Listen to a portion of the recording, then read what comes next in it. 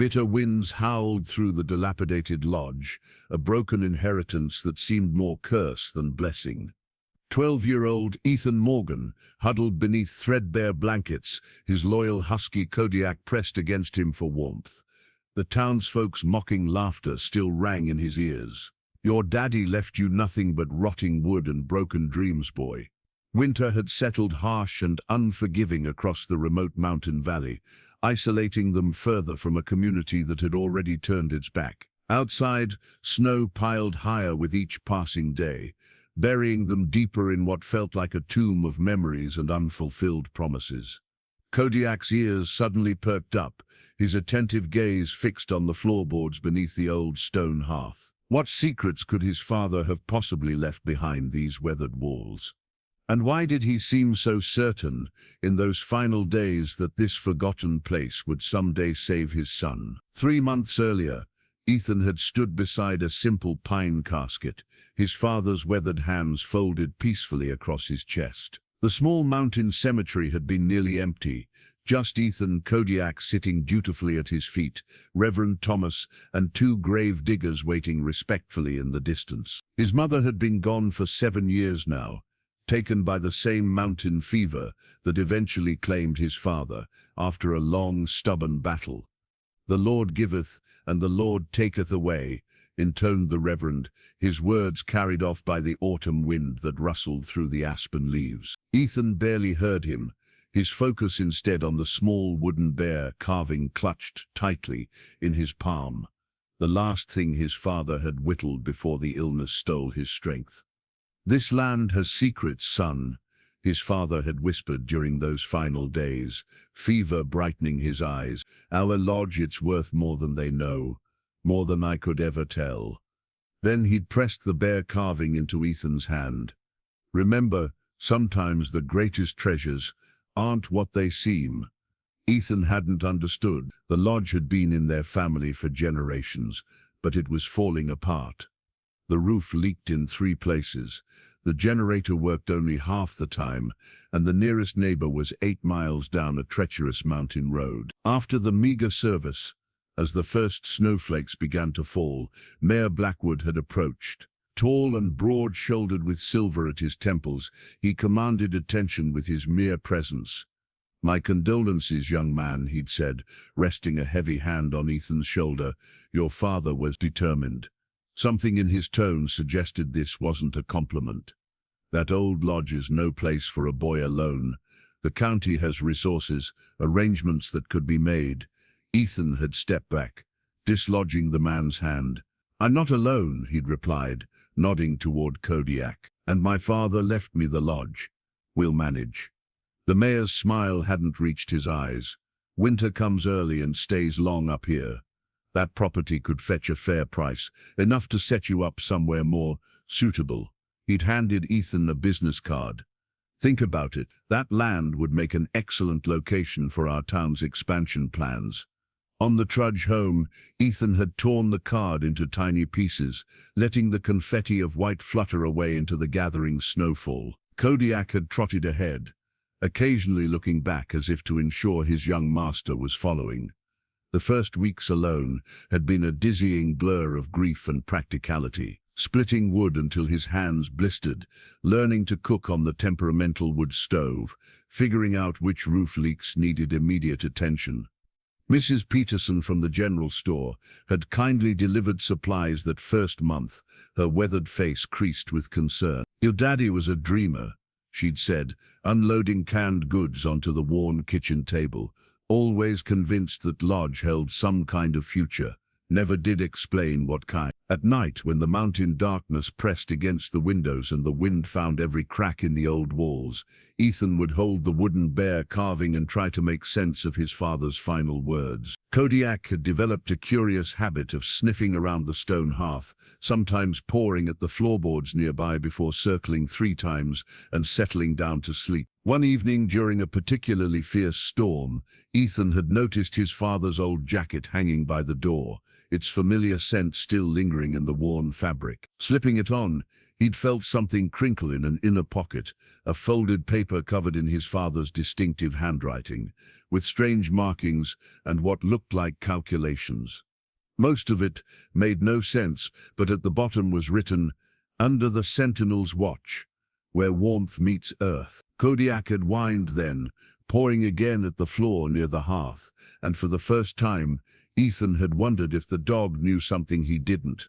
The supply run to town couldn't be postponed any longer. Ethan eyed the nearly empty pantry with resignation, then pulled on his father's old jacket, too large but wonderfully warm, with its sheepskin collar and hidden inner pockets. The familiar weight of it across his shoulders felt like an embrace. "Stay and guard the house, Kodiak," Ethan instructed, though the husky whined in protest. "I'll be back before dark."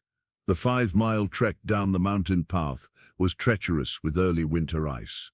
Twice Ethan nearly lost his footing on slick patches hidden beneath innocent-looking snow. The sun hung low in the sky, offering little warmth but painting the white landscape in golden hues. By the time Pinecrest came into view, a small clutch of buildings nestled in the valley, Ethan's cheeks were numb, and his breath clouded before him. Peterson's general store sat at the town's edge, its wood-framed windows fogged with warmth from within. A bell jingled as Ethan stepped inside, stomping snow from his boots. "Well, look who's come down from his mountain," called Mrs. Peterson, a sturdy woman with silver-streaked auburn hair. Her smile was genuine, crinkling the corners of her eyes, beginning to wonder if you'd turned into a hermit like your daddy. "Just needed supplies," Ethan mumbled, pulling out the crumpled list he'd prepared. Mrs. Peterson studied it, then him. "You're looking thin, boy. Eating regular?" Ethan nodded, though in truth he'd been stretching meals to make them last. "I manage. I'll add some of my beef stew to your order. Already canned it last week." She bustled about gathering items. "How's that old lodge holding up to the winter?" "It's standing," Ethan replied, examining a display of kerosene lamps. "He needed a new one. The old one leaked. Your father was convinced that place had value beyond the obvious," Mrs. Peterson remarked, setting a bag of flour on the counter. "Used to come in for supplies, all excited about some discovery, then clam up if anyone asked details." Ethan's attention sharpened. "What kind of discovery?" Mrs. Peterson shrugged. "Never said outright, but he'd buy extra supplies, mapping tools, sometimes books on local history. Mayor Blackwood always seemed mighty interested in whatever your daddy was up to." The store's bell jingled, and Ethan tensed as 3 boys entered.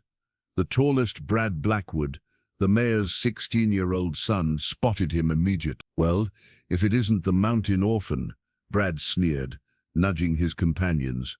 "Surprised you survived this long, Morgan." Ethan turned his back, focusing on Mrs. Peterson as she tallied his purchases. "Heard your daddy died chasing fairy tales about hidden gold," Brad continued, louder now. "Wasted his whole life on that run-down lodge, and now you're doing the same." Ethan's hands clenched into fists inside his jacket pockets. "That's enough, Bradley," Mrs. Peterson scolded. "Show some respect." "Just stating facts," Brad replied, sauntering closer. "Everyone knows old man Morgan was half crazy, digging around that worthless property like it was Fort Knox." He leaned in toward Ethan. "My father says that land will be town property by spring. Already got plans drawn up for development." Something inside Ethan snapped. He whirled around, facing the taller boy. "It's my land. My father left it to me. Legal and proper." Brad laughed. "For now, but unpaid property taxes have a way of changing ownership. Dad's on the county board. They're just being nice, giving you time to pack up." Mrs. Peterson intervened, physically stepping between them. "Your supplies are ready, Ethan. $42.78. With shaking hands, Ethan counted out bills from the dwindling emergency fund his father had left. As Mr. Pearson bagged the groceries, he overheard snippets of conversation from an older man at the back of the store. "Wasted 20 years searching for that lost mine. Fool's errand, if you ask me. Even Jenkins gave up on him eventually." "Who's Jenkins?" Ethan whispered to Mrs. Peterson. "Old prospector who used to partner with your father," she replied quietly. "Lives up Sawmill Ridge now, haven't seen him in town for months." Outside, the temperature had dropped sharply. Ethan adjusted his heavy pack and started the long climb back, the taunting laughter of Brad and his friends following him out of town. Halfway up the trail, snow began falling again, thick, heavy flakes that quickly obscured the path. By the time the lodge came into view, Ethan could barely feel his fingers. Kodiak bounded through the deepening snow to greet him, barking joyfully. Inside, the fire had died to embers, and the cold had settled deep into the old building's bones. As Ethan struggled to rekindle the flames, his mind kept returning to the conversations in town. A lost mine, a partner named Jenkins, property taxes his father might not have paid, and underneath it all, the growing certainty that his time at the lodge, his home, his inheritance might be running short. The blizzard struck without mercy 3 days later. Wind screamed through every crack in the old lodge, driving snow into drifts that soon buried the first-floor windows. Ethan huddled near the stone hearth, feeding precious logs into the hungry flames while Kodiak pressed against him, ears flattened by the howling gale outside. "At least we're together, boy," Ethan murmured, scratching behind the husky's ears. The dog responded with a soft whine, his blue eyes reflecting the dancing firelight. The ancient radio on the mantelpiece crackled with static as Ethan carefully turned the dial, searching for the emergency broadcast. The device had been his grandfather's, all vacuum tubes and heavy backlight casing, but remarkably reliable when modern conveniences failed. "Expect continued heavy snowfall for the next 48 hours, came the staticky voice. "All mountain roads closed until further notice. Residents in remote areas are advised to shelter in place." Ethan switched it off to conserve the batteries. Shelter in place, as if he had any other option. Taking inventory of his supplies, Ethan calculated they could last 2 weeks if he was careful, longer if he rationed more severely. The generator had failed yesterday, leaving them without electricity, but the wood stove and hearth would provide heat and cooking capability as long as the firewood held out. As darkness fell, the lodge groaned and creaked under the storms. Ethan lit a kerosene lamp, its warm glow creating a small circle of comfort in the vast darkness. He dragged his blankets downstairs, making a nest near the fire where it was warmest. Sleep proved elusive. Wind rattled the shutters like impatient hands trying to break in. Somewhere upstairs, a window shutter broke loose, banging rhythmically until a particularly violent gust silenced it completely. Kodiak growled softly at the ceiling. "It's just the storm," Ethan reassured him, though his own heart pounded at each new sound. By morning, the blizzard showed no sign of relenting. After a breakfast of oatmeal carefully measured from dwindling stores, Ethan decided to explore parts of the lodge he'd rarely entered since his father's death. His father's bedroom remained exactly as he'd left it, bed neatly made, worn slippers beside it, reading glasses on the nightstand. Ethan hesitated at the threshold before forcing himself to enter.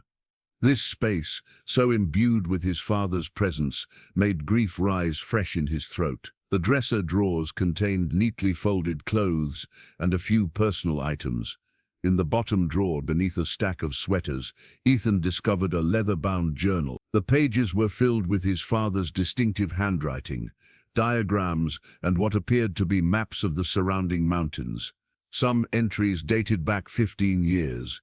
November 12th, third exploration of the Western Ridge. Jenkins believes we're close. Found traces of the old trail beneath years of erosion. The alignment of the twin peaks from this angle matches the description in Henderson's account. March 4th. Snow's too deep to continue searching, but I've had time to review the historical documents. The county records show a claim was indeed filed in 1892, then mysteriously abandoned. Current property lines suggest someone knew exactly what they were doing when they established boundaries. The Blackwood parcel conveniently stops just short of the most promising area. Several pages had been torn out, leaving jagged edges in the binding. The entries jumped forward 2 years. September 18th. Jenkins wants to bring in outside help, but I've convinced him to wait. Too many ears in town. Mayor Blackwood has been asking questions, offering to buy my worthless land again. He knows something. The final entry was dated just weeks before his father's death. The fever's worse, time running short. Everything points to the hearth. The sentinel watches over what matters most. Ethan will understand when he's ready. Kodiak had followed Ethan into the room and now pawed insistently at his leg, whining. "What is it, boy?" The husky trotted out and down the hall to another closed door. His father's study. Inside, maps covered the walls, marked with cryptic notations. Books on local history and geology filled the shelves. A magnifying glass sat atop a sprawling survey map focused on their property. Kodiak circled the room restlessly, sniffing at the floorboards, then trotted back downstairs. Ethan followed, journal clutched in his hand. In the main room, the fire had died down to glowing embers. As Ethan added another log, Kodiak resumed his peculiar behavior around the stone hearth, scratching at the floorboards, then looking up expectantly. The sentinel watches over what matters most. Ethan repeated his father's words aloud, studying the massive stone structure.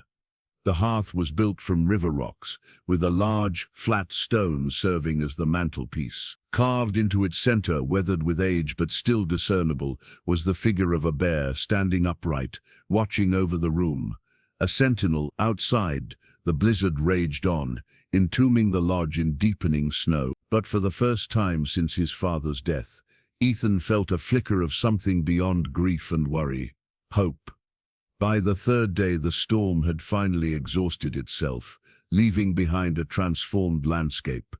The lodge stood like a lone island in a sea of pristine white. Morning sunlight glinted off snow crystals, creating a blinding brilliance that forced Ethan to squint as he peered through frost-edged windows. Inside, he knelt before the stone hearth, running his fingers over the carved bear figure on the mantelpiece, the sentinel his father had mentioned. Kodiak sat beside him, unusually still, his intelligent eyes fixed on the flagstones that formed the hearth's base. "What are you trying to tell me, boy?" Ethan murmured. The husky responded by pawing at the edge of one particular stone, whining soft. Ethan leaned closer, noticing for the first time a subtle difference in the mortar surrounding this stone, compared to the others, slightly darker, less weathered. "Where warmth meets earth," he whispered, recalling his father's cryptic note. Heart pounding, Ethan retrieved a poker from the fireplace, tools, and gently pried at the mortar. It crumbled more easily than expected, suggesting it had been reworked relatively recently.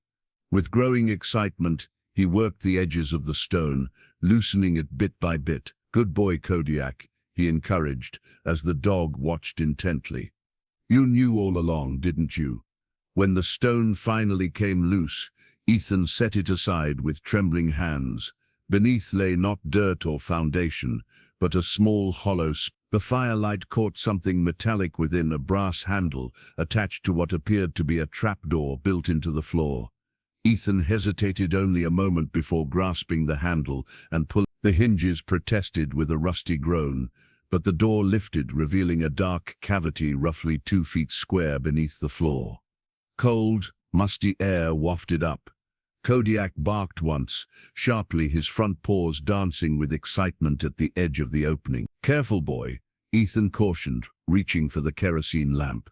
Its light illuminated a space that extended deeper than he'd expected, not just a hiding spot, but the beginning of a narrow passage. Most importantly, just within reach, sat a wooden chest, about the size of a bread box, secured with an old-fashioned padlock.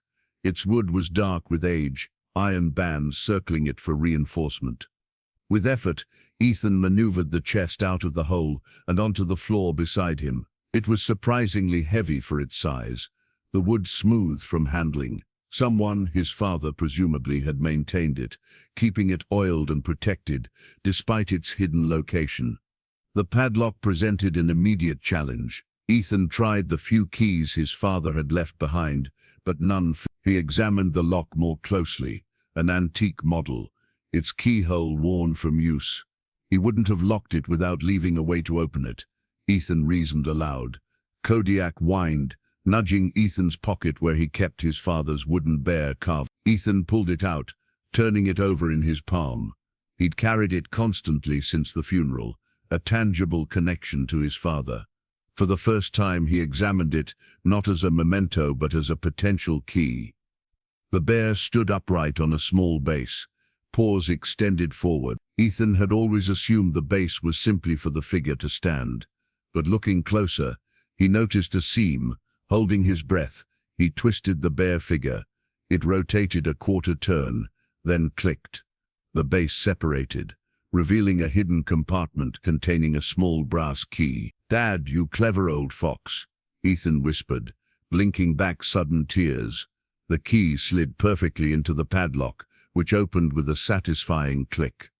Ethan removed it with reverent care, then paused, his hand on the chest's lid. Whatever was inside had been important enough for his father to hide securely, important enough to mention in his final days. Kodiak nudged him impatiently. "All right, boy, here goes." The lid creaked as Ethan lifted it. Nestled inside on a bed of faded red velvet lay several objects. A small leather pouch, an envelope of yellowed photographs, a folded document sealed with wax, and what appeared to be pieces of an old map. With fingers that wouldn't quite stay steady, Ethan picked up the leather pouch first. It was heavier than expected, its contents shifting with a distinctive sound. He loosened the drawstring and upended the pouch onto the floor. Golden nuggets spilled out, a dozen or more, ranging in size from a pea to a walnut, catching the firelight and throwing warm reflections across Ethan's astonished face. Gold, actual gold. His father hadn't been chasing fantasies after all. Outside, the brilliant winter sun climbed higher in a flawless blue sky. Inside, a 12-year-old boy stared at tangible proof that sometimes fairy tales could be real, and that his inheritance might be far more valuable than anyone in town had ever suspected. Gold. Actual gold nuggets. Ethan spread them across the floor, counting 17 in total. He'd read about prospectors and mining in school, but holding these heavy, gleaming pieces in his hand made history suddenly tangible. These weren't just random finds. They'd been carefully selected, each one substantial, together forming a small fortune. "Dad found a gold mine," he whispered to Kodiak, who sat watching attentively. They were right about that part, but wrong about it being a fool's errand. Next, Ethan examined the photographs. Most were faded, their edges worn from handling. The first showed two men standing at what appeared to be a narrow cave entrance, partially obscured by brush. One was unmistakably his father, perhaps 20 years younger, but with the same steady eyes and determined set to his jaw. The other man was a stranger, older, with a wild white beard and weathered face, leaning on a mining pick. Both were smiling triumphantly at the camera. Turning the photo over, Ethan found an inscription. First confirmation of the Henderson site, with Jenkins, May 1998. Jenkins, the partner Mrs. Peterson had mentioned. Another photo showed a close-up of rock, with visible veins of what Ethan assumed was gold ore running through it. Others documented various locations in the mountains, marked with cryptic notations on their backs. East face, 200 yards from Lightning Pine, and approach from North Ridge only, reference marker B. The document, sealed with wax, proved to be a hand-drawn map, more detailed than the fragments in his father's journal. It showed the mountain range surrounding their property, with elevation markings and several locations circled in red. One circle, larger than the others, had been marked primary lode. A dotted line indicated a path from the lodge to this location. Most intriguing was a notation near their property boundary. Claim Jumper's Corner, 1892 survey falsified. The final items in the chest were pieces of what appeared to be a much older map, the paper brittle with age.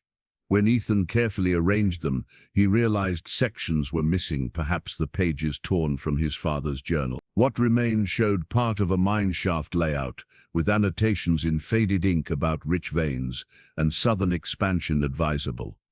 The name Henderson appeared in one corner.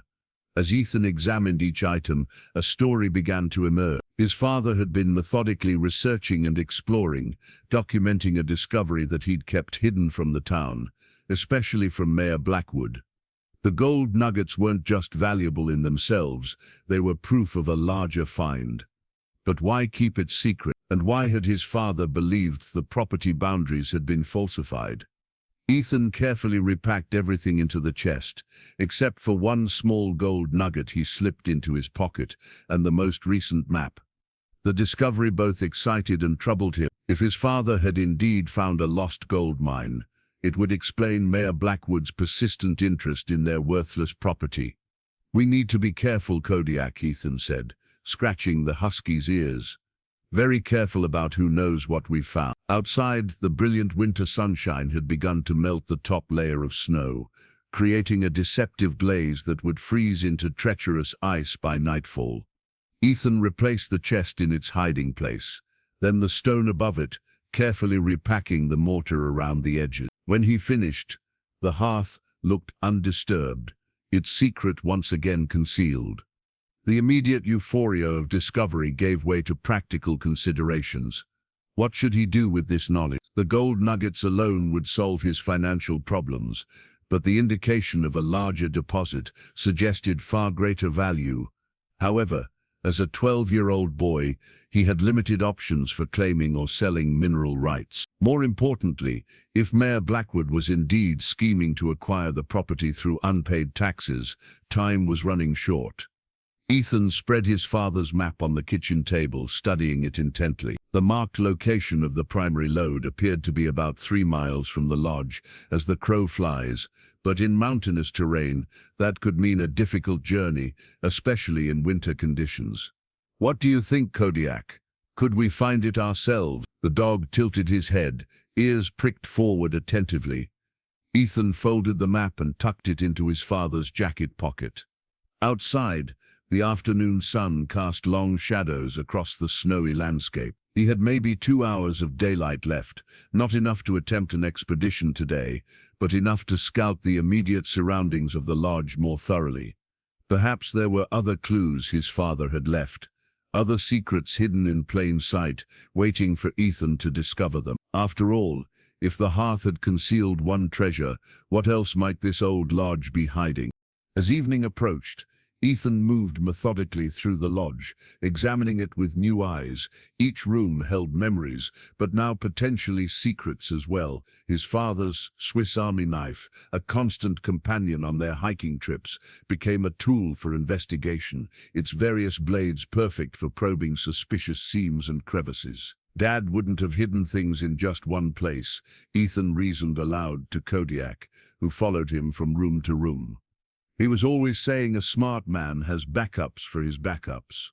The main floor yielded nothing beyond the hearth's secret compartment. Upstairs, Ethan focused on his father's study.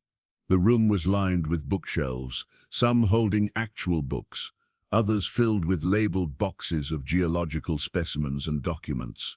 One bookshelf, positioned against the north wall, drew Ethan's attention. Unlike the others, it wasn't quite flush with the wall, standing perhaps an inch farther out. Kodiak seemed interested too, sniffing along its base repeatedly. "You smell something, boy." Ethan knelt beside the husky, running his fingers along the edge of the bookcase. Nothing seemed immediately unusual, but when he pressed against it, he felt a slight give. Using the knife's longest blade, Ethan carefully probed the narrow gap between bookshelf and wall. About halfway up, the blade caught on something. When he applied gentle pressure, he heard a faint click, heart racing. Ethan pushed against the bookshelf's right side.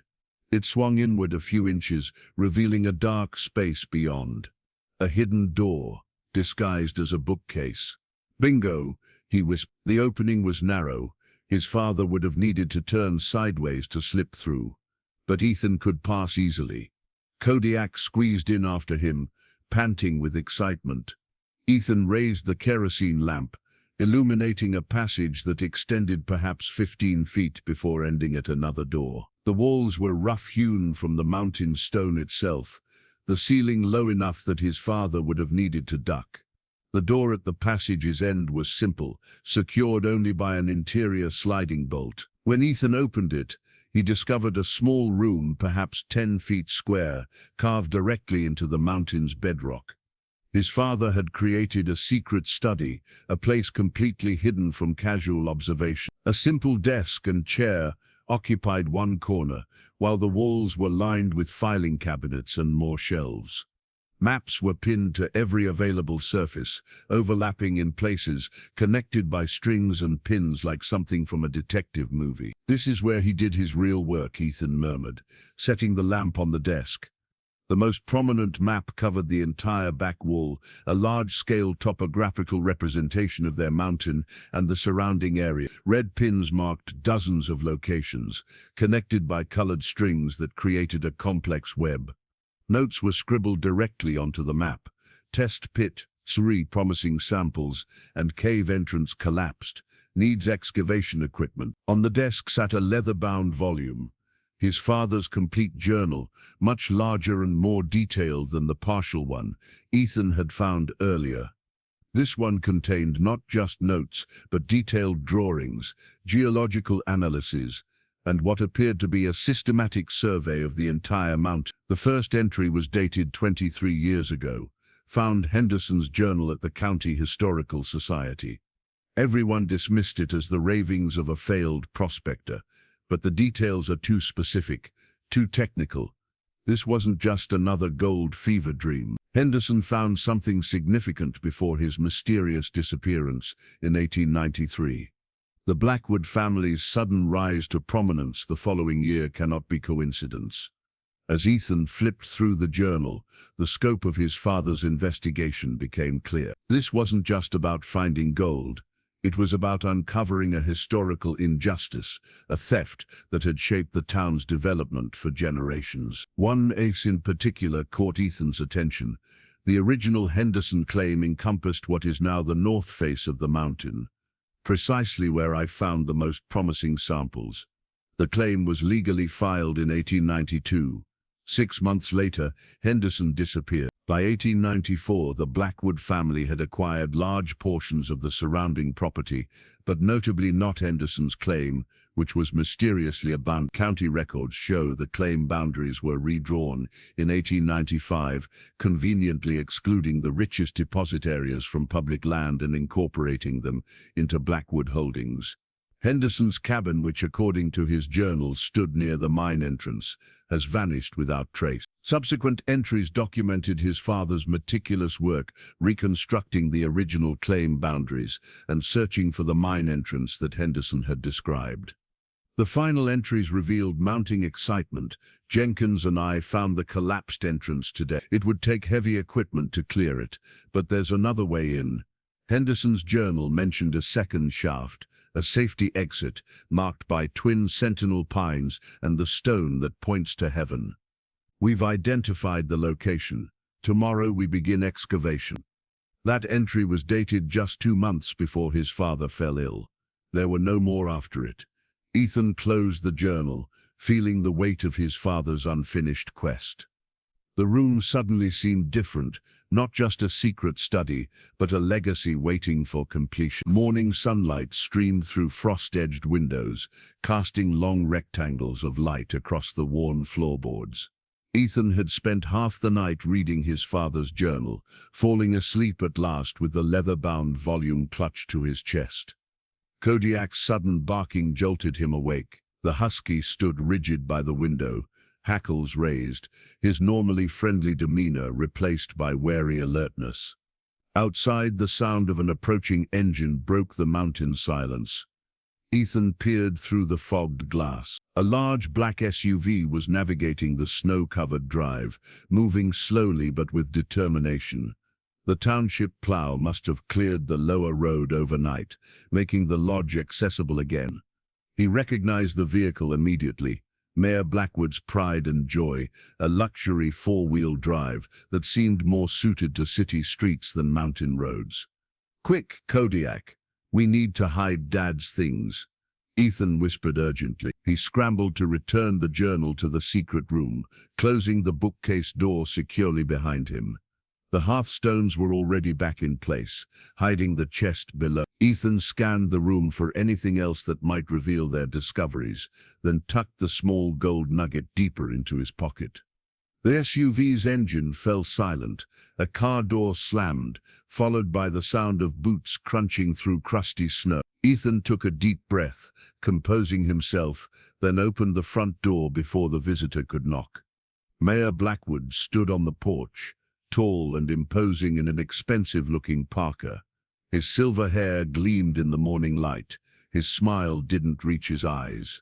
"Young Mr. Morgan," he said with practiced heartiness, "glad to see you survived the blizzard. May I come in?" Without waiting for an answer, he stepped past Ethan into the lodge. Kodiak growled softly, and Ethan laid a calming hand on the dog's head. "The road must be clear if you made it up here," Ethan observed, closing the door. "County plowed it first thing this morning," Blackwood replied, scanning the room with obvious interest. "Essential services and all that. I'm here in my official capacity to check on isolated residents." "We're fine," Ethan said. "Thank you for your concern." Blackwood moved farther into the room, noting the blankets by the hearth, the carefully stacked firewood, the organized supplies in the kitchen. His gaze lingered on the stone hearth, then swept across the bookshelves, pausing momentarily at the one concealing the hidden passage. "You've been busy," he remarked. "Quite the little homesteader." His tone held a note of condescension. "But this is no way for a boy your age to live. Have you given any more thought to my offer?" "This is my home," Ethan said simply. "I'm not selling." The mayor's smile tightened. "Admirable sentiment, but impractical. Winter's just beginning. Food, fuel, maintenance. This place is a money pit, even when you're not a child trying to play adult." He moved to the window, looking out at the snow-covered mountain slopes. "Did your father ever discuss his activities with you, his research interests?" Ethan tensed. "He taught me about the mountains, about surviving up here. Nothing about local history, mining claims, old Henderson stories." Blackwood turned, his gaze suddenly sharp. "Just mountain legends," Ethan said carefully.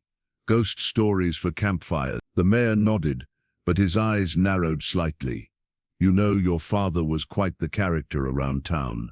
Always researching, always exploring, convinced this worthless land held some great value." He chuckled, but there was no humor in it. Cost him everything in the end. His health, his savings chasing fantasies. "He loved this place," Ethan said, feeling anger rise. "That's not worthless. Sentimental value doesn't pay property taxes," Blackwood replied coldly. He reached into his coat and withdrew an official-looking envelope. Speaking of which, he placed the envelope on the kitchen table. "Legal notice of tax delinquency. Your father was behind on payments for 3 years. The county's been lenient, given your situation, but laws are laws. You have 1 week to settle the outstanding balance or vacate the premises." Ethan stared at the envelope, his throat tight. "How much?" "Just over $8,000. Blackwood watched him carefully. "A shame, really. My development company would have paid fair market value enough for you to start fresh somewhere more suitable. Now you'll lose it for a fraction of that." As he spoke, his gaze drifted again to the hearth, then back to Ethan. "Unless, of course, you've found something of value here recently. Something that might help settle those taxes." The deliberate emphasis made Ethan's blood run cold. Somehow Blackwood suspected. "Just memories," Ethan said quietly. Blackwood nodded slowly. "Well then, 1 week, Mr. Morgan. After that, the sheriff will escort you off the property." He moved toward the door, then paused. "Oh, and I noticed you've been quite busy around the place. Any interesting renovations worth mentioning?" "Just maintenance," Ethan replied. "Fixing what's broken." "Of course." Blackwood's smile was predatory. "Good day then. Enjoy your remaining time here." After the SUV disappeared down the mountain road, Ethan slumped against the closed door. the legal notice clutched in his hand. Kodiak whined, pressing against his leg in canine concern. "He knows something, boy," Ethan whispered, "and he wants whatever Dad found." $8,000 might as well have been 8 million. There was no way to raise that kind of money in a week, unless he used the gold nuggets. But doing so would reveal exactly what Blackwood was looking for, putting the entire discovery at risk. Ethan tucked the notice into his pocket, alongside the nugget. The situation had suddenly become much more urgent. He needed to find the mine entrance his father had discovered. He needed proof of the original claim boundaries, and most of all, he needed help. The hidden study became Ethan's command center. By lantern light, he pored over his father's journal and the scattered newspaper clippings pinned to one wall. The historical articles, yellowed with age, painted a picture of Pinecrest's early days, when gold fever had drawn prospectors to these mountains. One headline from 1892 caught his eye: "Henderson Strike Promises New Boom for Region." The accompanying article described how a reclusive prospector named Josiah Henderson had filed a claim for what he called the richest vein in the territory. Henderson had been secretive about the exact location, but reportedly told associates it would change the fortune of these mountains forever. A follow-up piece from 6 months later was more sobering. "Prospector vanishes. Mystery surrounds disappearance." Henderson had apparently set out for his claim during an early winter storm and never returned. Searches found no trace. The most revealing clipping, dated 1894, announced, "Blackwood Lumber expands, purchases mountain." The article praised Abram Blackwood, the current mayor's great-grandfather, for bringing progress to the region through strategic land acquisitions. A quote from Blackwood mentioned plans to develop resources long overlooked by less visionary men. His father had scribbled in the margin, 3 months after Henderson's claim was declared abandoned. Convenient timing. More recent clippings tracked the Blackwood family's growing influence. Lumber operations expanding to real estate, then construction, then local politics. 3 generations of Blackwoods had served as mayor, each furthering the family's control over the region's development. Ethan spread out his father's maps, aligning them with a county survey map dated. His father had meticulously reconstructed the original boundary markers, highlighting discrepancies between Henderson's claim as filed and later survey records. The differences were subtle, slight shifts in landmark references, redrawn property lines, but together they effectively erased Henderson's claim from official records. Most interesting was his father's notation about the Twin Peaks alignment. According to Henderson's journal excerpts that his father had copied, the mine entrance was visible only when viewed from a specific vantage point, where 2 distinctive mountain peaks appeared to align. This perspective trick had helped Henderson keep his discovery hidden from prying eyes. Ethan found his father's compass in a desk drawer, its brass case polished from years of handling. When he opened it, he discovered it was no ordinary compass. It contained additional markings for measuring angles and a small magnifying lens built into the lid, a perfect tool for precisely locating landmarks from Henderson's descriptions. As dawn approached, Ethan finally pieced together the most likely location of the mine entrance. According to his father's notes, it lay in a narrow ravine about 3 miles northwest of the lodge, where a lightning-struck pine served as the primary landmark. His father and Jenkins had found evidence of the collapsed main entrance, but the secondary entrance, the safety exit mentioned in Henderson's journal, remained elusive. The final notation in his father's journal haunted Ethan. "We're close, so close. The stone that points to heaven must be nearby." Warily, Ethan climbed the stairs to his bedroom, Kodiak padding faithfully behind him. Through his window he could see the first pale light touching the eastern sky. The mountain peaks emerged from darkness, their snow-capped summits catching the dawn's glow. From this angle, 2 particular peaks seemed to line up perfectly, the Twin Peaks from his father's notes.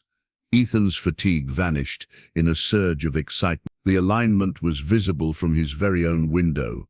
His father must have placed his bed here deliberately, positioning it to see this precise view. Ethan pressed his face against the cold glass, tracing the line of sight from the aligned peaks downward to the middle distance. There, partially obscured by pine trees, a rocky outcropping jutted from the mountainside. Something about its shape seemed deliberate, a tall, narrow spire of rock that did indeed appear to point to heaven. He needed to reach that outcropping. According to the map, it lay just within the original Henderson claim boundaries that had been redrawn to place it conveniently on Blackwood land. The tax deadline gave him just 7 days to find the mine entrance, locate proof of the claim jumping, and somehow use that information to save his home. An impossible task for a 12-year-old boy alone. But he wasn't entirely alone. He had Kodiak, his father's research, and perhaps one potential ally, Jenkins, his father's partner, who might still be living on Sawmill Ridge. Ethan clutched the compass, its weight reassuring in his palm. First light was spreading across the snowfields outside. If the weather held, he could make it to town and back before dark. Mrs. Peterson would know how to find Jenkins. This wasn't just about saving his home anymore. This was about finishing what his father had started, exposing a century-old injustice and reclaiming what had been stolen. The morning air bit at Ethan's cheeks as he prepared for his expedition. He'd decided to skip the trip to town for now. Mayor Blackwood's visit had left him uneasy about leaving the lodge unattended. Instead, he would scout the area around the stone spire himself, gathering as much information as possible before seeking help. From his father's gear, Ethan assembled what he needed: the compass, a small backpack, snowshoes, binoculars, a canteen of water, jerky for lunch, matches in a waterproof container, and a length of rope. He debated taking one of the gold nuggets as proof, but decided against it. If something happened to him on the mountain, better to have the evidence safely hidden at the lodge. "Ready for an adventure, Kodiak?" he asked, scratching behind the husky's ears. The dog responded with an enthusiastic bark, clearly eager to be outside. Ethan locked the lodge securely, hiding the key in their usual spot beneath a hollow log, by the woodpile. The morning sun had softened the snow's crust, making for easier travel. He strapped on snowshoes, while Kodiak bounded ahead, perfectly adapted to the snow with his broad paws. Using his father's maps and the compass, Ethan charted a route toward the rocky spire he'd seen from his window. The direct path crossed what was technically Blackwood property, but in these remote areas, property lines existed mainly on paper. Few people ventured this far into the backcountry, especially in winter. The hike proved more challenging than he'd anticipated. What looked like gentle slopes on the map often turned out to be steep inclines requiring careful navigation. Twice he had to detour around impassable terrain, adding precious time to his journey. By midday, Ethan reached a ridge that offered a clear view of his target. The stone spire thrust upward from a rocky outcropping, its unusual shape unmistakable against the backdrop of pine forest. From this angle, it indeed resembled a finger pointing skyward. "That's it, boy," Ethan said to Kodiak, who sat alert beside him. "Now we just need to find a way up there." The outcropping sat across a narrow ravine, its far side rising in a steep cliff face perhaps 50 feet high. The stone spire formed the highest point of this natural wall.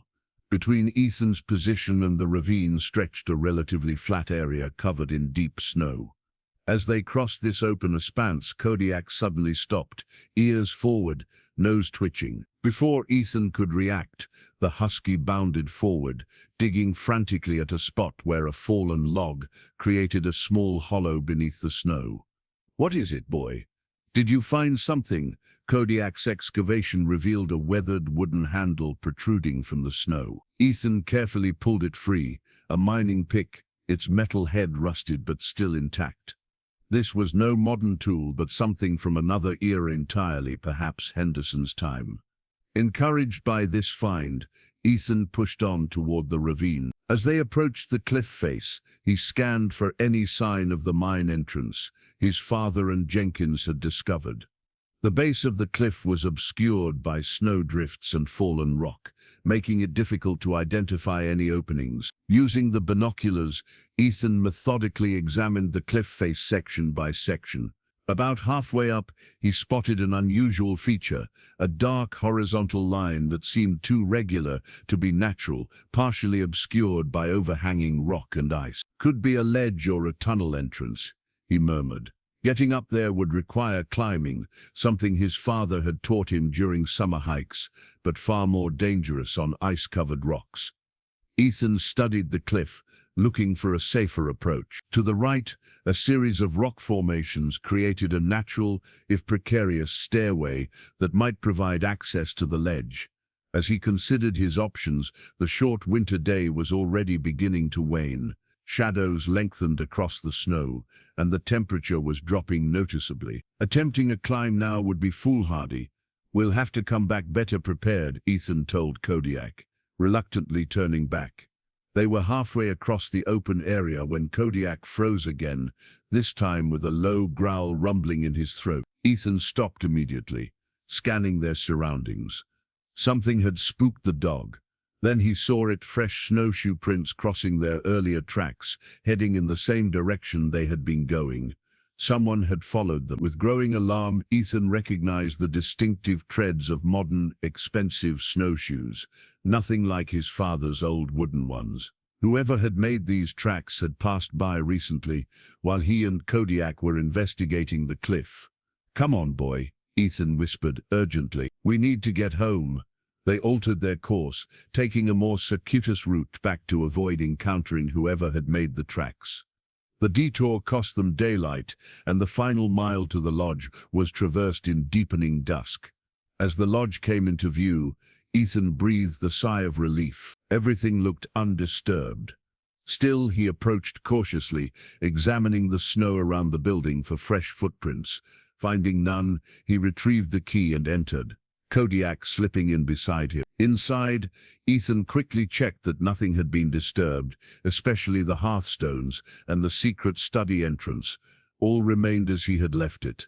As he warmed soup for dinner, Ethan's mind raced with questions. Who had followed them? Mayor Blackwood himself, his son, or someone else entirely? One thing seemed certain. He wasn't the only one interested in what lay beneath that stone spire. And now, time was running dangerously short. The sound came shortly after midnight, a soft scraping against the lodge's back door. Ethan jolted awake instantly, heart hammering. Beside him, Kodiak was already on his feet, a low growl rumbling in his chest. "Quiet, boy," Ethan whispered, placing a cautioning hand on the husky's back. He'd fallen asleep in front of the hearth, his father's journal open beside him.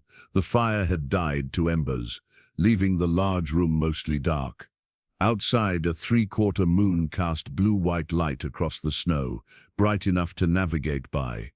The scraping came again, followed by the unmistakable sound of someone testing the door handle. Ethan's throat went dry. This was no animal. Moving silently, he reached for the poker by the fireplace, then thought better of it. In the darkened hallway that led to his father's bedroom stood a gun cabinet.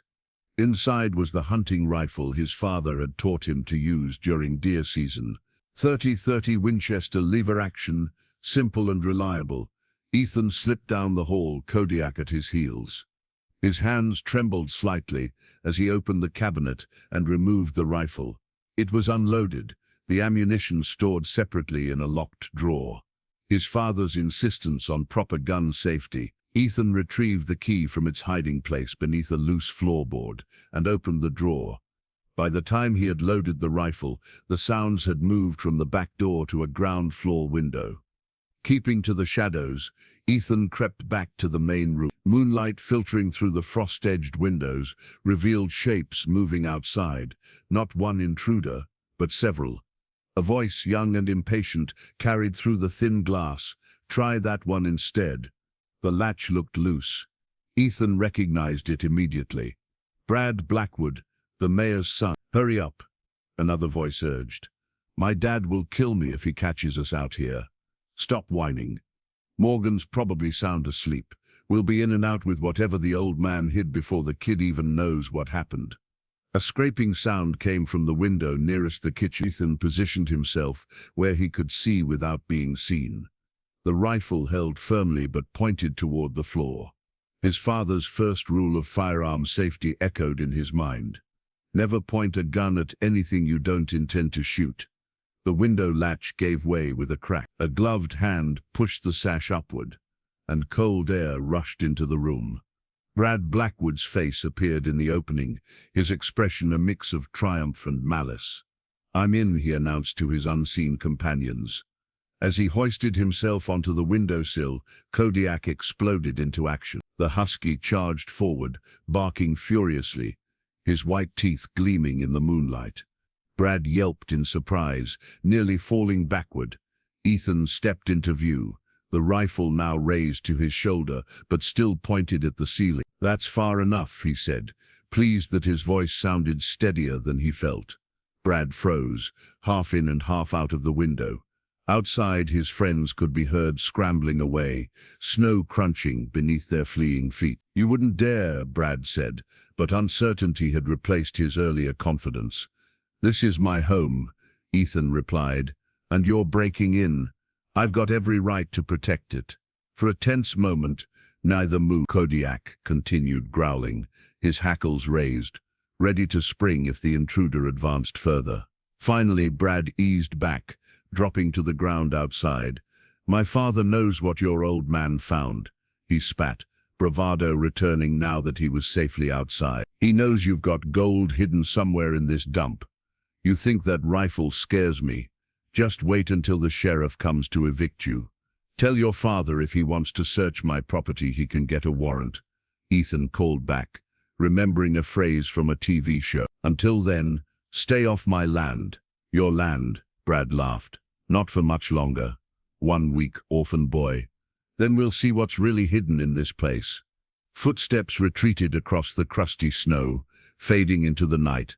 Ethan waited until he was certain they were gone before lowering the rifle. His hands were shaking now, the adrenaline surge, leaving him lightheaded.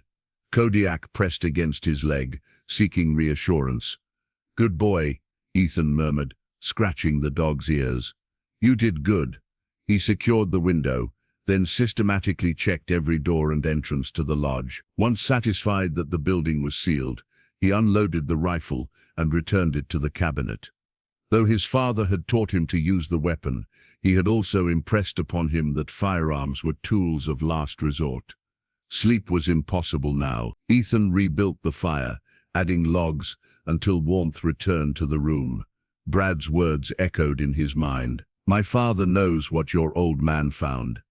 The Blackwoods were clearly convinced the lodge contained gold, but they didn't seem to know about the mine itself. If they had, the mayor would have focused his development plans on that specific area long ago. This gave Ethan a slim advantage. He had his father's maps and research pointing to the original mine location. What he lacked was time and resources to act on that knowledge. As dawn's first light crept across the snow-covered landscape, Ethan made a decision. He could no longer afford to work alone. He needed to find Jenkins, his father's partner, who might be able to confirm the claim boundaries and help locate the mine entrance. And he needed to get to town before the Blackwoods could interfere further. Beside the hearth, Kodiak dozed fitfully, still alert to any unusual sounds. Ethan stroked the husky's thick fur. "We've got a long day ahead, boy," he said softly, "but at least now we know exactly what we're up against." Dawn had barely broken when Ethan set out for town, Kodiak trotting faithfully at his side. He'd carefully hidden his father's journal and maps in the secret room, then secured the lodge as best he could. The break-in attempt had left him anxious about leaving, but he had no choice. With only 6 days remaining before eviction, finding Jenkins had become his top priority. The journey down the mountain was quicker this time, the trail already broken by recent travel. Still, Ethan remained vigilant, constantly scanning for signs that he was being followed. Twice he and Kodiak stepped off the path, hiding behind snowbanks to ensure no one was trailing them. Pinecrest was quiet when they arrived, most shops still dark in the early morning hours. Peterson's general store, however, showed lights within. Mrs. Peterson was known for her early starts. The bell jingled as Ethan entered, bringing immediate warmth and the comforting smell of coffee. Mrs. Peterson looked up from behind the counter, surprise evident on her weathered face. "Ethan Morgan, what brings you down at this hour?" "I need information," Ethan said, approaching the counter. "About Jenkins, my dad's old partner." Mrs. Peterson's expression softened. "Thomas Jenkins, haven't seen him in town for months. Keeps to himself up on Sawmill Ridge." She studied Ethan's face. "Why the interest?" "Dad left some unfinished business. Mr. Jenkins might know about it." She nodded slowly, seeming to understand more than Ethan had said. "Wait here." She disappeared into a back room, returning moments later with a thermos of coffee and a paper bag. "Breakfast," she explained, pushing them across the counter. "On the house. And as for Jenkins," she hesitated, then lowered her voice. "Best I do more than just give directions. Some things shouldn't be discussed openly in this town." Mrs. Peterson called to her teenage daughter to watch the store, then led Ethan outside to her weathered pickup truck. "Hop in. Kodiak too. I'll take you to him." 20 minutes later, they were climbing a narrow forest road that wound up Sawmill Ridge. Ancient pines loomed on both sides, their snow-laden branches creating a tunnel of white. Eventually the truck stopped before a small cabin nestled among the trees, smoke curling from its stone chimney. "Let me do the talking initially," Mrs. Peterson advised. "Tom's grown wary since your father passed." A wiry man with a snow-white beard opened the door before they could knock. He held a shotgun casually in one hand, though he lowered it upon recognizing Mrs. Peterson. "Sarah," he acknowledged with a nod. His gaze shifted to Ethan, eyes narrowing beneath bushy eyebrows. "Morgan's boy. He needs your help, Tom," Mrs. Peterson said simply. Jenkins scrutinized Ethan for a long moment, then stepped back. "Better come in then." The cabin's interior was spare but tidy, dominated by a stone fireplace not unlike the one at Ethan's lodge. Maps and geological charts covered one wall, immediately reminding Ethan of his father's hidden study. "So," Jenkins said once they were seated, "you've found something." It wasn't a question. "Yes, sir," Ethan replied. "Dad's research, the gold samples and the map showing where Henderson's claim should have been." Jenkins nodded, a hint of approval in his weathered face. "What else?" "Someone followed us when we went to look for the stone spire, and last night the mayor's son tried to break in." "Blackwoods," Jenkins spat the name like a curse. "Been trying to get their hands on that mine for 3 generations. He turned to Mrs. Peterson. "Sarah, could you give us a moment?" Once she'd stepped outside, Jenkins leaned forward. "Your father and I were this close to proving everything," he said, holding thumb and forefinger an inch apart. "Had the original survey markers located, found Henderson's cabin foundation, even uncovered the collapsed main entrance. We just needed to find the second entrance, the one Henderson used after the cave-in to access the actual mine shaft and prove the gold was exactly where the original claim stated." "The stone that points to heaven," Ethan said. Jenkins's eyebrows shot up. "You've seen it from my bedroom window. It's across the ravine from where Dad marked collapsed entrance on his map." Jenkins stood abruptly, moving to a locked chest in the corner. From it he withdrew a folded paper, yellowed with age. "This might help," he said, spreading it on the table. It was a hand-drawn map edition, clearly made to complement the pieces Ethan had already found. This section showed the area immediately surrounding the stone spire in precise detail, including compass bearings and distance measurements. "Henderson's original sketch," Jenkins explained. "Your father and I found it hidden in the floorboards of Henderson's cabin ruins. We were saving it until we had everything else documented." "Why didn't you go to the authorities with all this evidence?" Jenkins's laugh held no humor. "Boy, the authorities around here have been in Blackwood pockets for a century. Your father wanted ironclad proof before making accusations, the kind that couldn't be buried or explained away." He tapped the map. The mine entrance is here, behind the spire, accessed by a narrow ledge. You need to approach from the east side, where a natural chimney provides a route up. Look for 3 stacked stones marking the start of the path. Ethan studied the map intently. "Why are you helping me?" Jenkins' expression softened. "Your father was the finest man I ever knew. Smart, determined, honest to his core. We spent 15 years piecing this puzzle together." He sighed heavily. "When he got sick, I wanted to push forward, but he insisted on waiting until he recovered. Said we'd finish it together." His gnarled hand gripped Ethan's shoulder. "Now it's up to you to finish what he started." "But the eviction 6 days isn't much," Jenkins acknowledged grimly. "But it might be enough. I'll help you." Back at the lodge, Ethan and Jenkins spent hours combining their knowledge. Jenkins had arrived with his own weathered backpack full of maps and tools, plus decades of experience prospecting these mountains. Together they spread everything across the kitchen table, creating a comprehensive picture of what they faced. "The timing's tight," Jenkins muttered, rubbing his whiskered chin. "Weather report says another storm system moving in 3 days from now. If we're not up and back by then, we'll be stuck, and the eviction happens in 6 days. Ethan added grimly. Jenkins nodded. "So our window's narrow. We need to be fully prepared. No room for mistakes." He pulled a topographical map closer. "The approach to the spire is treacherous in winter. Avalanche risk here and here." His finger traced potential danger zones. "And the climb itself requires proper equipment." From his backpack, Jenkins produced climbing gear: carabiners, rope, harnesses and ice picks. "Your father and I were planning this ascent before he fell ill. Good thing I kept everything ready." While Jenkins sorted equipment, Ethan prepared provisions. They would need food, water, extra clothing, emergency supplies, and tools for documenting whatever they found. His father's old backpack, a sturdy frame pack with numerous compartments, would serve him well. Inside one pocket, Ethan discovered a sealed envelope he hadn't noticed before, marked in his father's handwriting. For Ethan, open only in dire need. His hand hovered over it momentarily before he tucked it back unopened. Better to save it, respecting his father's instruction. "The dog should carry something too," Jenkins suggested, watching Kodiak sprawled before the hearth. "Huskies are working dogs. He can handle a small pack with some of our supplies."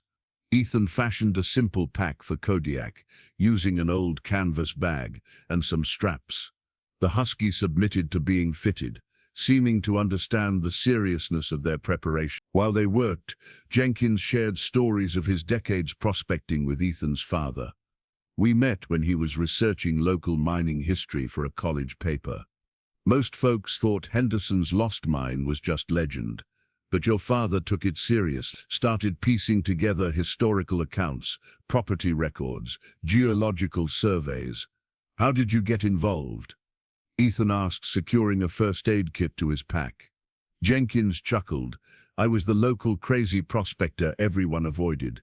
Had found some color in these mountains myself over the years. Nothing major, but enough to keep me interested. Your father was the only one who ever took my theories seriously." Their methodical preparations continued through the afternoon. Jenkins taught Ethan basics of rock climbing and rappelling, using the lodge's sturdy staircase banister for demonstration. Kodiak watched these lessons attentively, occasionally barking encouragement. "Your dad ever teach you to use these?" Jenkins asked, holding up a set of climbing crampons. "No, sir," Ethan admitted. "Well, you'll learn fast or stay behind." Jenkins' gruff manner couldn't entirely hide his concern. "This isn't child's play we're attempting." By evening, their preparations were nearly complete. Jenkins insisted on checking Ethan's pack personally, adjusting weight distribution for better balance. "Too much on top, you'll topple backward on a slope," he explained. "Too much on bottom, you'll strain your shoulders." As darkness fell, their conversation turned to the Blackwoods. Jenkins had brought news from town. Mayor Blackwood had filed paperwork to expedite the tax foreclosure, claiming concerns about a miner living in unsafe conditions. "He's getting nervous," Jenkins observed. "Pushing harder than usual. Must suspect we're onto something." A sudden pounding at the front door made them both jump. Kodiak leapt to his feet, hackles raised, a low growl rumbling in his throat. Ethan approached the window cautiously, peering through frost-edged glass. In the porch light's glow stood the town sheriff, his cruiser parked in the drive. "It's Sheriff Taylor," Ethan reported tensely. Jenkins cursed under his breath. "Blackwood's errand boy. Quick, hide the maps and gear. I'll stall him." While Ethan hastily gathered their preparations, Jenkins answered the door, his manner deliberately casual. "Evening, Sheriff, something wrong?" "Mr. Jenkins," the sheriff acknowledged stiffly. "Didn't expect to find you here." His gaze shifted to the interior, where Ethan was just closing the door to his father's study.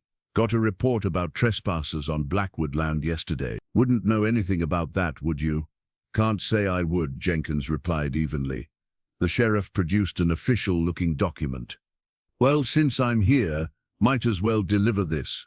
Notice of inspection tomorrow morning. Mayor's concerned about the habitability of this structure, especially with a minor in residence." Ethan moved to Jenkins's side, taking the document. "We'll be ready for inspection, Sheriff." After the cruiser departed, Jenkins' expression was grim. "This changes things. They'll be racing the property now." "So what do we do?" Ethan asked. "We move tonight," Jenkins decided. "Pack only essentials. We leave in 1 hour." As they made final preparations by lamplight, Jenkins paused, studying Ethan's determined face. "Your father would be proud," he said quietly. "Not many grown men would have the courage you're showing." Ethan straightened, drawing strength from the unexpected praise. Outside, the half-moon cast enough light to travel by. Their window of opportunity was shrinking rapidly, but they still had a chance if they moved fast and luck was with them. At the door, Ethan paused for one last look at the lodge. Whether he would return to it still his home or face eviction would be determined in the next 48 hours. "Ready, boy?" he asked Kodiak, who stood alert at his side, small pack secured to his sturdy frame. The husky's answering bark held all the confidence Ethan needed. Moonlight transformed the snowy landscape into a sea of blue-white undulations, bright enough to navigate by. Ethan, Jenkins, and Kodiak moved silently through the forest, avoiding the main trail where fresh tracks would be obvious to anyone following. Jenkins led the way, his decades of mountain experience evident in every sure-footed step. "Keep to the tree line," he whispered. "Less snow there, fewer tracks." They traveled for hours, taking a circuitous route to approach the stone spire from the east. The direction Henderson's map indicated would provide the safest ascent. The night was bitterly cold, their breath clouding before them, but mercifully still without the wind that could make such temperatures deadly. Kodiak ranged ahead, occasionally returning to check on them, his white fur nearly invisible against the snow. The small pack secured to his back didn't seem to hamper him at all. Near midnight, they reached a sheltered hollow that offered a vantage point of tomorrow's climb. The stone spire loomed above them, illuminated by moonlight, its distinctive finger shape unmistakable against the starry sky. "We'll rest here," Jenkins decided, shrugging off his pack. "Couple hours sleep, then start the ascent before dawn. Less chance of being spotted that way." They ate a cold meal, jerky, hard cheese and dried fruit, washing it down with water they had to keep inside their jackets to prevent freezing. Jenkins insisted they sleep in shifts, wary of both the elements and potential pursuer. "I'll take first watch," he said, settling against a pine trunk with his shotgun across his knees. Old men need less sleep anyway. Despite his exhaustion, Ethan found sleep elusive. His mind raced with everything they'd discovered and all that still lay ahead. Kodiak curled against him, providing welcome warmth in the frigid night. Jenkins woke him after what seemed like mere minutes. "Your turn to watch, boy." 2 hours, then we moved. The forest at night was alive with subtle sounds. The soft plop of snow falling from branches, the distant hoot of an owl, the creaking of trees in the gentle breeze that had begun to stir. Ethan kept his eyes moving, scanning their surroundings as his father had taught him during hunting trips. By the time pre-dawn light began filtering through the pines, they were already moving again. The final approach to the stone spire required crossing a steep slope of loose scree partially covered by snow, treacherous terrain where a misstep could send rocks sliding hundreds of feet below. "Step exactly where I step," Jenkins instructed. "Test each foothold before putting your weight on it." They traversed the slope diagonally, making slow but steady progress. Kodiak, with his four-pawed stability, managed better than either of them, though even he proceeded cautiously. At the base of the cliff that led to the spire, Jenkins halted, examining the rock face with experienced eyes. There, he pointed to a narrow crack in the seemingly sheer wall. "That's our chimney." The chimney proved to be a vertical crevice just wide enough for a person to shimmy up, using opposing pressure from back and feet. Jenkins went first, demonstrating the technique. Ethan followed, finding the climb less difficult than it appeared. The rough rock provided good friction, and the narrowness of the space actually made it easier to maintain position. Kodiak, however, presented a challenge. The chimney route wouldn't work for him. "We'll have to haul him up after us," Jenkins decided, unfastening the dog's pack. "Your father and I planned for this." From his own pack, Jenkins produced a canvas sling. With Ethan's help, they secured it around Kodiak's body, creating a harness with attachment points. The husky submitted to this indignity with surprising patience, as if understanding its necessity. Once both humans had ascended, they secured their ropes and carefully hoisted Kodiak up. The dog remained remarkably calm during the process, his trust in Ethan evident. The chimney opened onto a narrow ledge that curved around the cliff face. Following it, they discovered precisely what Henderson's map had indicated: 3 stacked stones marking the beginning of a faint trail that wound upward toward the stone spire. As the trail climbed, Ethan noticed something half buried in the rocky soil, the weathered handle of what appeared to be a mining pick, similar to the one they'd found earlier. Jenkins carefully excavated it, revealing a tool that had clearly lain there for decades. "Henderson's," he said with certainty, "we're on the right track." The trail ended at a small plateau directly beneath the stone spire. From here, the spire itself was revealed to be part of a larger rock formation, a natural tower of stone thrust upward by ancient geological forces. At its base, nearly invisible unless you knew exactly where to look, was a dark opening barely large enough for a man to crawl through. The second entrance, Jenkins breathed, his voice thick with emotion. After all these years, the opening was partially blocked by fallen rocks and decades of debris. Working together, they cleared enough space to peer inside, revealing a narrow tunnel that sloped downward into darkness. Jenkins produced a powerful flashlight, its beam cutting through the gloom to reveal rough-hewn walls, supported by ancient timber bracing. "A man-made shaft," he confirmed. "This is it, boy. Henderson's lost mine." The morning sun was just cresting the eastern mountains, bathing the stone spire in golden light. From this height they could see for miles, including the distant roof of the lodge, and beyond it, the town of Pinecrest, nestled in its valley. "We'd better hurry," Ethan said, noticing movement on the road below, vehicles heading up toward the lodge. "Looks like the inspection's starting early." Jenkins nodded grimly. "Let's find what we came for." The mine entrance was barely wide enough for Jenkins to squeeze through. Ethan followed more easily, with Kodiak bringing up the rear, his white fur soon smudged with dirt. Their flashlight beams revealed a tunnel that sloped downward at a gentle angle, its walls roughly hewn but reinforced with timber supports that had somehow withstood the test of time. "Careful," Jenkins cautioned. "Test every step. These old mines can have hidden drops." The air grew noticeably cooler as they descended, carrying a distinctive mineral scent. Kodiak sniffed constantly, his sensitive nose detecting nuances beyond human perception. Ethan moved cautiously, alert for any sign of danger, but also drinking in every detail. This was where Henderson had labored over a century ago, and where his father had finally tracked down the truth. After about 50 feet, the tunnel widened into a small chamber. Jenkins played his flashlight around the space, revealing rusted tools, rotted canvas bags, and the unmistakable remains of a miner's camp. "Henderson's base of operations," he murmured, examining a collapsed wooden table.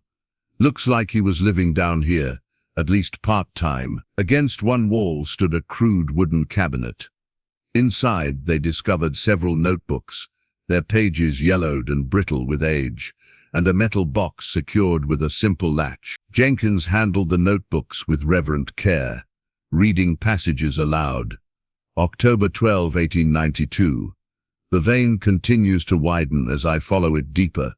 The quality of the ore exceeds anything previously found in this region. I estimate the deposit could yield upwards of $50,000 at current rates.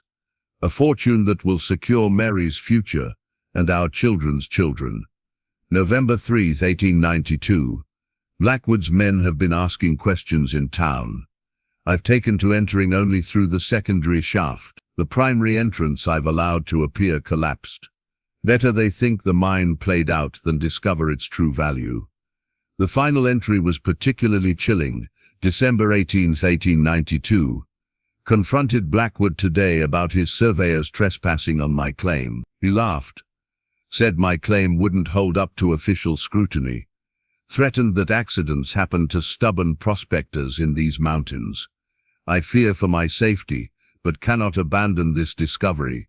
Have hidden copies of my claim documents and survey maps where they'll never find them. If anything happens to me, the truth will still come to light." "And then he vanished," Ethan said softly. Jenkins nodded grimly. Never to be seen again. The metal box contained exactly what they'd hoped to find. Henderson's original claim documents, complete with official stamps and precise boundary descriptions that proved the mine fell within his legal claim. Most damning was a hand-drawn map showing how the boundaries had been altered after his disappearance, shifting the claim just enough to place the mine on what became Blackwood property. "This is it," Jenkins said, his voice thick with emotion. "This is what your father and I searched for all these years.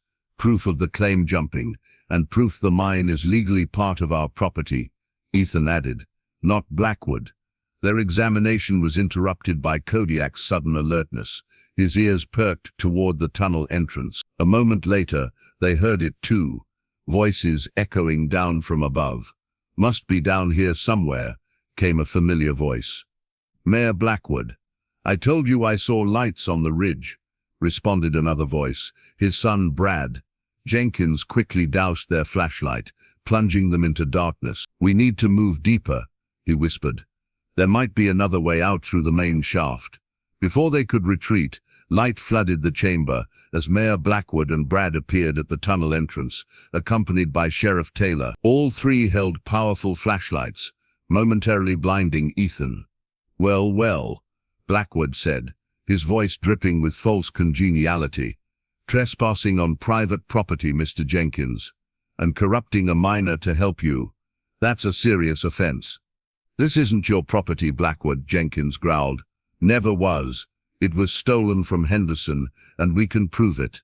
The mayor's smile didn't waver. "Ancient history, old man. The county records are quite clear about current ownership." "Falsified records," Ethan interjected, holding up Henderson's documents. "We have the originals right here.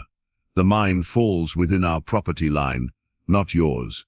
Sheriff Taylor stepped forward, hand resting on his holstered weapon. "Hand over those papers, son. Evidence in a trespassing investigation." Jenkins moved protectively in front of Ethan. "This is bigger than trespassing, Taylor. This is fraud, claim jumping, and possibly murder, carried down through 3 generations of Blackwoods." The mayor's facade of friendliness vanished. "Careful with your accusations, Jenkins. Very careful." He turned to the sheriff. "Arrest them both. The boy can go into temporary custody while we sort this out." "And what about Henderson's documents?" Jenkins demanded. "Going to make those disappear too?" "Historical curiosities. Blackwood dismissed with a wave. Century-old disputes have no bearing on modern property law. The statute of limitations ran out decades ago. As the sheriff advanced, Kodiak growled menacingly, placing himself between the intruders and Ethan. The standoff might have escalated further if not for an unexpected voice from the tunnel entrance. Actually, Mayor, fraud against the county has no statute of limitations when new evidence emerges. All heads turned to see a tall, gray-haired woman in a county ranger's uniform, accompanied by two deputies. Ethan recognized her as Ranger Martinez, who patrolled the national forest bordering their property. "What's the meaning of this intrusion, Martinez?" Blackwood demanded. "This is a local matter. When it involves potentially fraudulent boundary adjustments on federal land, it becomes my jurisdiction," she replied coolly, then nodded to Jenkins. "Got your message. Brought the county surveyor like you are." Behind her appeared another figure, a thin man carrying surveying equipment. "Ready to re-establish the original boundary markers whenever you are, Ranger." Mayor Blackwood's face darkened with fury. "This is absurd. You have no authority. Save it for the county judge," Ranger Martinez interrupted. "I think he'll be very interested in these documents." The tense standoff in the mine chamber shifted as Ranger Martinez and her deputies took control of the situation. She examined Henderson's documents with careful attention, her expression growing increasingly grim. "These appear authentic," she confirmed, handling the brittle papers with respect. "The official territorial seals and signatures match records from that period."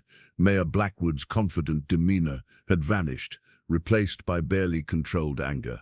"This is ridiculous. You can't seriously entertain some century-old grievance based on papers found in a forgotten hole in the ground. Actually, Mayor, when it involves fraudulent adjustment of property boundaries, especially those bordering federal land, we're obligated to investigate," the ranger replied evenly. "The surveyor will re-establish the original markers and will compare them to current records." "This will take months," Blackwood protested. "Years of litigation, perhaps," Martinez acknowledged. "But in the meantime, no action can be taken regarding the Morgan property until ownership is clearly established." Sheriff Taylor shifted uncomfortably. "The tax foreclosure will be suspended pending investigation," the ranger finished firmly. Jenkins let out a long breath, exchanging a triumphant look with Ethan. They'd done it, bought the time they needed. The county surveyor stepped forward, examining Henderson's maps with professional interest. "These are remarkably precise for the era. Should be straightforward to re-establish the original claim boundaries." Brad Blackwood, who had remained uncharacteristically silent, suddenly lunged toward Ethan. "Give me those papers, orphan boy." Kodiak reacted instantly, interposing himself with a warning growl that stopped Brad in his tracks. One of the deputies moved to restrain the teenager. The commotion caused loose debris to shift over. A fine shower of dirt and small stones rained down, a warning that the old mine wasn't as stable as it appeared. "Everyone out," Martinez ordered. "This structure could be compromised." As they began moving toward the exit, a larger section of ceiling collapsed behind them, blocking the deeper passage. The impact sent vibrations through the entire chamber, dislodging more material. "Move, now," Jenkins shouted, pushing Ethan toward the entrance tunnel. They scrambled upward, the mine seemingly coming alive around them, as century-old timbers groaned under shifting pressure. Mayor Blackwood, in his panic to escape, shoved past everyone, causing Brad to stumble against a support beam. The weathered wood cracked ominously. "Dad," Brad called out, fear replacing his earlier bravado. But the mayor didn't slow, focused only on reaching the surface. Ethan hesitated, then turned back toward Brad, who was now trapped as more debris fell between him and the exit. "Ethan, no!" Jenkins yelled, ignoring the warning. Ethan pushed through the falling dirt and rocks. Kodiak followed without hesitation, loyal even in danger. Together they reached Brad, who was pressed against the wall, wide-eyed with terror. "This way," Ethan urged, grabbing Brad's arm and guiding him along a narrower path, around the worst of the collapse.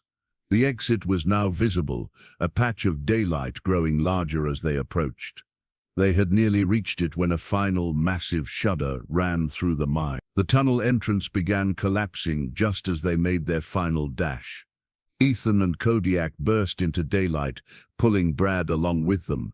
They tumbled onto the small plateau as a cloud of dust erupted from the entrance, which was now completely sealed by fallen rock. Martinez and her deputies had already evacuated, along with Jenkins and the surveyor.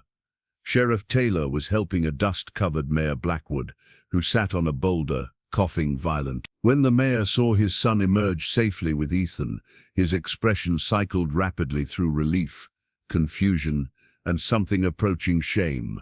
You went back for him?" he asked Ethan, disbelief evident in his voice. Before Ethan could respond, the mountain rumbled again. A section of the plateau's edge, weakened by the collapse below, suddenly gave way. Mayor Blackwood, still seated on his boulder, found himself sliding toward the precipitous drop. Without thinking, Jenkins lunged forward, catching the mayor's wrist just as he went over the edge. The old prospector braced himself, straining to hold the heavier man's weight. "Help me," Jenkins grunted through clenched teeth. Ethan and Brad both rushed forward, grabbing onto Jenkins and helping to haul the mayor back to safety. As Blackwood lay gasping on solid ground, the full reality of what had just transpired seemed to dawn on him. "You saved me," he said to Jenkins. "After everything, wasn't about you," Jenkins replied gruffly. "Was about doing what's right, something you might want to try sometime." Ranger Martinez approached, Henderson's documents secured in a protective case. "We should get everyone off this mountain before there's more structural damage. The survey team will return when it's deemed safe." As they gathered their equipment for descent, Brad awkwardly approached Ethan. "Why'd you come back for me?" he asked, genuine confusion in his voice. "I've been nothing but horrible to you." Ethan shrugged. "Seemed like the right thing to do." Mayor Blackwood, overhearing this exchange, looked between his son and Ethan with an unreadable expression. Something had shifted in the man, a crack in the foundation of his certainty, perhaps, or the first recognition that the legacy he'd inherited and protected might be built on something rotten. The original mining claim document, now safely in Ranger Martinez's custody, would tell the final tale. 3 weeks later, Ethan stood once again at the stone spire, watching as county workers carefully cleared the collapsed mine entrance. Beside him, Jenkins observed with the vigilance of a man who'd waited decades for this moment. Kodiak sat alert between them, his fur gleaming white in the spring sunshine that had begun melting the winter snow. The legal machinery had moved with surprising speed once Ranger Martinez presented Henderson's documents to the county judge. The original claim boundaries were officially reinstated, placing the mine squarely within the Morgan property. Mayor Blackwood, faced with overwhelming evidence and the prospect of criminal fraud charges against his family name, had withdrawn his opposition and the tax foreclosure. "Never thought I'd live to see this day," Jenkins murmured, watching as workers reinforced the tunnel entrance with modern support beams. "Your father should be here." "He is, in a way," Ethan replied, fingers closing around the wooden bear carving in his pocket. The lead engineer approached them, hard hat in hand. "We've secured the entrance and the first chamber," he reported. "It's remarkable how well preserved the main shaft is considering its age. We're ready for your inspection, Mr. Morgan." Ethan still hadn't fully adjusted to being addressed with such respect by adults. In the weeks since the confrontation at the mine, his status in the community had transformed from that poor orphan boy to legitimate property owner and heir to a potentially significant mineral discovery. Equipped with hard hats, safety gear and powerful flashlights, Ethan and Jenkins followed the engineer into the mine. Kodiak trotted alongside them. The engineer had initially objected to bringing a dog underground, but had relented when Ethan firmly insisted that Kodiak was an essential part of their team. The reinforced tunnel now felt solid and secure. Modern lighting had been installed along the ceiling, illuminating what had previously been navigated in near darkness. They passed the chamber where they discovered Henderson's journals and claim documents, now carefully mapped and photographed by county historians. Beyond this familiar territory, the tunnel continued deeper into the mountain, following the gentle slope that Henderson had excavated over a century ago. After about 200 yards, they reached a junction where the passage split in 3 directions. The original main entrance would have been that way, Jenkins said, pointing to the leftmost tunnel, which was completely blocked by collapsed rock. Henderson's journal mentioned he deliberately weakened that section to make it appear the mine had caved in. The engineer nodded. Clever bit of misdirection. We've examined that collapse. Definitely intentional, not natural. They took the central passage, which descended more steeply. The air grew noticeably cooler and damper. Kodiak sniffed continuously at the walls, occasionally pawing at certain sections. Dog seems interested in something, the engineer observed. Jenkins smiled knowingly. That's what we're here for, where Henderson found his gold. The tunnel eventually opened into a large chamber with a ceiling high enough to stand comfortably. Their flashlight beams revealed what they had traveled all this way to see, a gleaming vein of quartz, shot through with unmistakable threads of gold, running along one wall and disappearing into the rock. Sweet heaven, the engineer breathed. That's the richest vein I've seen in 20 years of mining work. Jenkins ran his hand reverently along the exposed ore. Henderson wasn't exaggerating. This is exceptional quality, and from the look of it, barely touched. He must have discovered this just before he disappeared. The engineer was already taking samples and measurements. I'll need to run proper assays, but preliminary estimate? He whistled softly. You're looking at several $1 million worth at minimum. And that's just what's visible here. Ethan stared at the golden threads winking in the light, trying to comprehend the magnitude of what they'd found. This wasn't just a few nuggets in a chest. This was a legitimate gold deposit that had lain hidden for over a century, waiting to be rediscovered. In the far corner of the chamber, something caught Ethan's eye, a small wooden desk, rotted with age, but still recognizable. Atop it sat the remains of a leather-bound journal and several mining tools, positioned as if their owner had just stepped away momentarily and would soon return. Henderson's workspace, Jenkins said softly. This is where he was documenting his find, when he trailed off, leaving the grim implication unspoken. Kodiak whined softly, pawing at the ground near the desk. Ethan directed his flashlight downward, revealing what appeared to be a dark stain on the rocky floor, a stain that had seeped into the stone and remained visible despite the passing decades. The engineer noticed it too. I'll notify the sheriff. This could be evidence in a very cold case. They continued exploring, discovering 2 additional chambers with equally promising mineral deposits.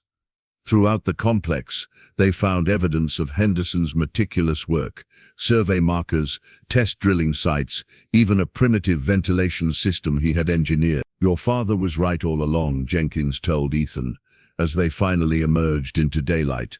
Not just about the gold, but about the injustice. Henderson didn't abandon his claim. He was silent. Ethan gazed down at the distant town of Pinecrest, thinking about how differently he was now viewed by its residents.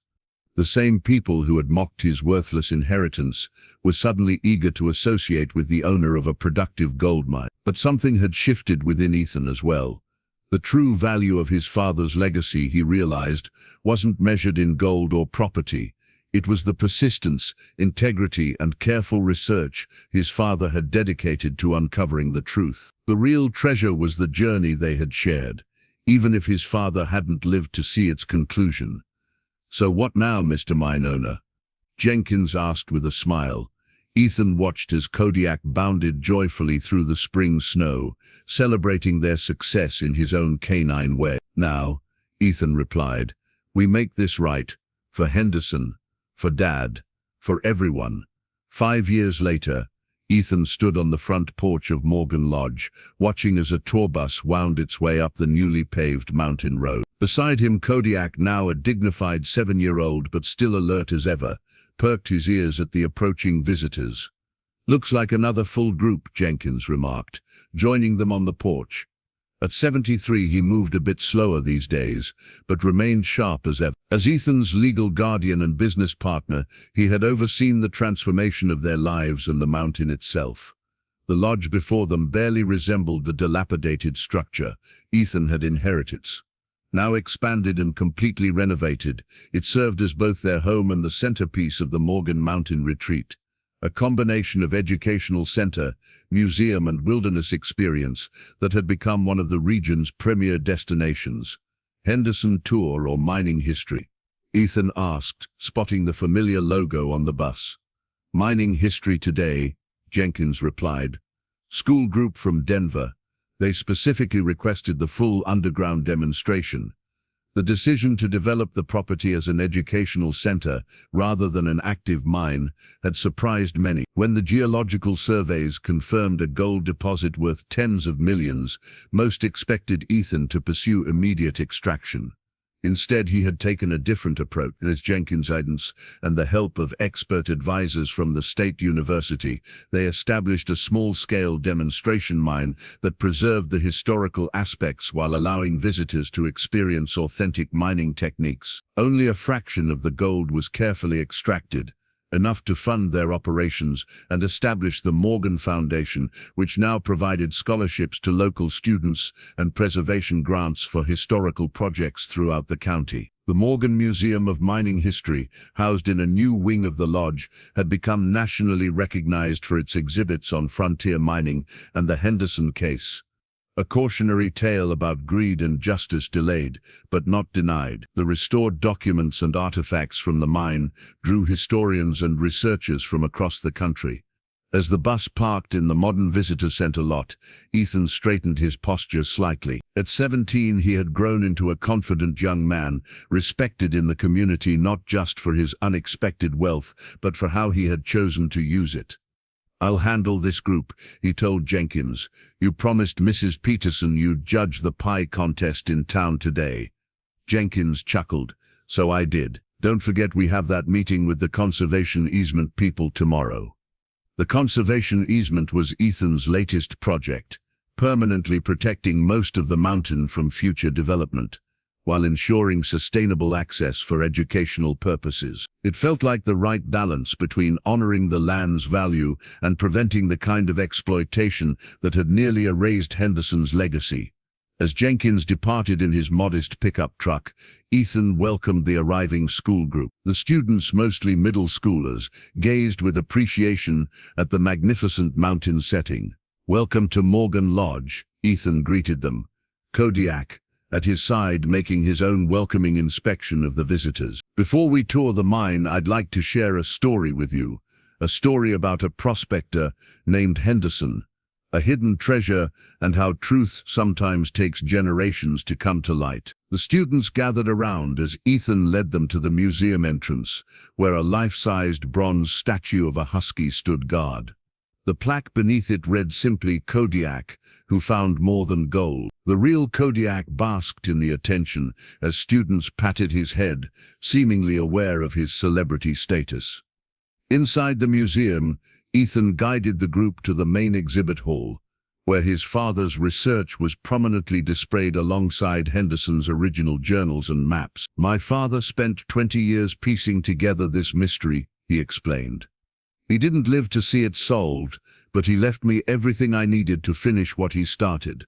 Afterward, properly equipped with safety gear, the students followed Ethan into the carefully preserved mine tunnel. Their excitement echoed off the walls as he demonstrated traditional mining techniques and explained how gold forms in quartz veins. Later that afternoon, as the sun began its descent behind the Twin Peaks, Ethan found himself alone on the porch again, reflecting on the journey of the past 5 years. The town of Pinecrest had changed too. The Blackwood influence diminished, though not entirely gone. Mayor Blackwood had resigned shortly after the mine discovery became public, avoiding criminal charges by cooperating with investigators and relinquishing claims to the disputed property. His son Brad, surprisingly, had undergone the most dramatic transformation. After the mine incident, he had approached Ethan with awkward but genuine gratitude, eventually becoming, if not a friend, at least no longer an enemy. Mrs. Peterson now served as town mayor, bringing her practical wisdom to local governance. The Morgan Foundation's investments had revitalized the town's economy, creating jobs that didn't depend on any single family's control. Ethan's thoughts were interrupted by the arrival of a familiar Forest Service vehicle. Ranger Martinez stepped out, waving a folder. "Just got the final approval for your conservation easement," she called. "Congratulations, 3,000 acres permanently protected." As they reviewed the documents, Ethan felt a deep satisfaction. The easement included special provisions honoring both Henderson's and his father's legacies, ensuring their stories would be preserved alongside the land itself. That evening, after the visitors had departed, and the mountain grew quiet, Ethan climbed the stairs to his bedroom, still positioned to view the stone spire and the Twin Peaks alignment. On his desk sat a framed photograph of his father, alongside the small wooden bear carving that had started their adventure. Kodiak settled on his bed, watching as Ethan opened the window to let in the cool mountain air. From somewhere in the forest, an owl called a familiar, comforting sound of home. The ledge that had once seemed a worthless inheritance had become the foundation of something remarkable, not just a financial legacy, but a purpose that honored the past while building toward the future. "We did it, Dad," Ethan whispered to the stars now appearing above the mountain. "We found what matters most." Kodiak gave a soft whine of agreement, resting his muzzle on his paws. Together they gazed out at the mountain that had always held its secrets close, but had finally shared them with those patient enough to listen, persistent enough to search, and worthy enough to understand that some treasures can't be measured in gold.